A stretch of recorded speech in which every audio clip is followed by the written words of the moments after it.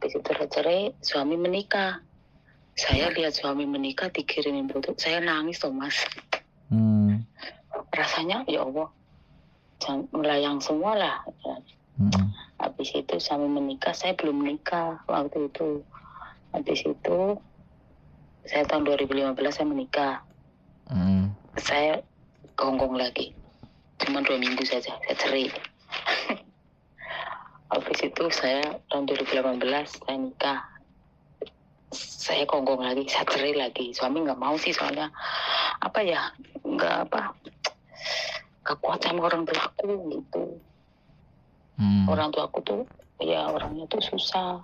Sekarang ini suamiku yang pertama itu, karena aku udah ketok palu ya, minta balikan, tapi saya bingung karena dia ada istri dan anaknya kecil-kecil.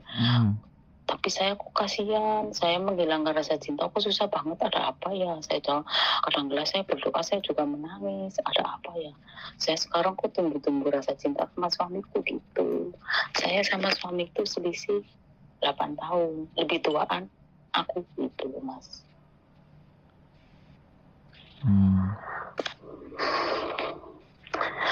Itu susahnya, saya nggak bisa lupain karena dia selalu SMS.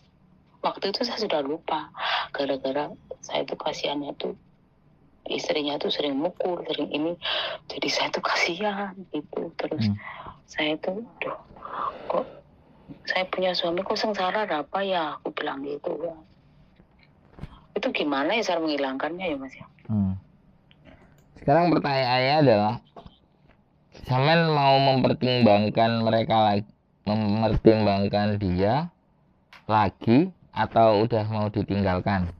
Itu dulu yang memang harus kita garis sepakati di bagian depan ini. Jadi kalau Samen mau ninggalin selesai, nggak mau balik lagi, kita bagaimana? Tapi kalau Samen mau balik lagi, bagaimana persiapannya, kan itu yang harus kita bahas hari ini. Jadi dari keluhannya Samen, saya bertanya, apakah Samen masih berpikir mau balik lagi atau enggak? Itu dulu, itu harus kita sepakati dulu. Gitu. Itu kalau saya ninggalin dia, saya susah sekali. Oke ya. Sekarang masih dalam kebimbangan, makanya mau ngomong di sini ya supaya bisa punya gambaran. Jadi begini Mbak, di saat Samen nggak punya, ya kan? Mereka pergi meninggalkan sampean, ya.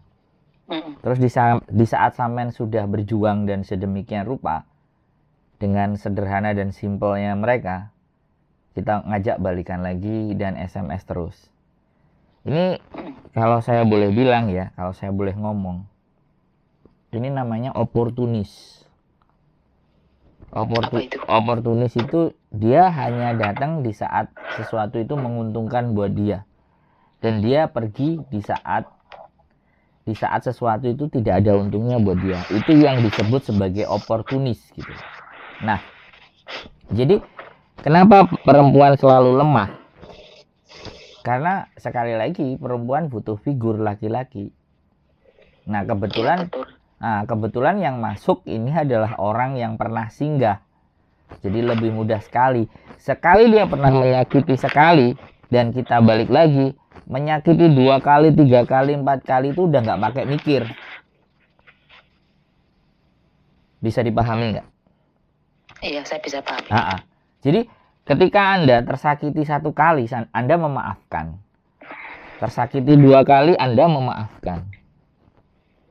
Ketiga kali, keempat kali, belum tentu dia sadar. Kan seperti itu gitu loh. Nah, untuk menghindari hal itu semuanya, kalau sudah lewat nggak usah dikembalikan lagi dong. Lebih baik sampean punya fokus sesuatu yang sudah menjadi tanggung jawab sampean, yaitu mendidik dan merawat anak-anak sampean. Dan kalau toh pun memang sampean butuh, cari figur yang berbeda yang lain. Itu kalau saya punya prinsip. Jadi tidak akan hidup balik lagi ke belakang. Karena sampean sudah sangat benar-benar paham dia kayak gimana, dia seperti apa, karakternya juga bagaimana. Jadi lebih mematangkan lagi. Tapi itu kalau sampean berpikir ya.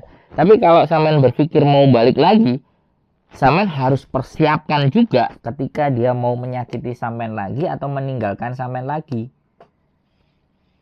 Itu yang harus sampean persiapkan.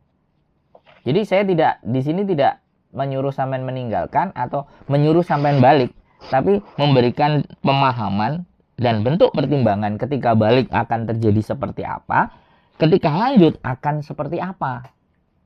Itu yang